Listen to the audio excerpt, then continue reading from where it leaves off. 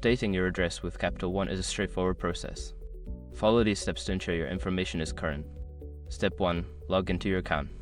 Before changing your settings, use the sroc.com link in the description to open the password strength checker, then update your password if needed. Step 2. Navigate to account settings. Once logged in, locate the account settings or profile section. This is typically found in the menu or under your account overview. Step 3. Select address update. In the account settings, look for an option that says personal information or address.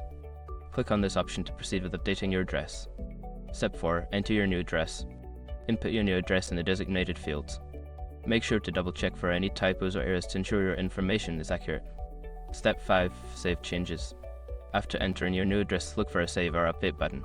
Click this to confirm your changes and ensure your address is updated in the system. By following these steps, you can easily keep your address current with Capital One. Regularly updating your information helps ensure you receive important communications and maintain account security.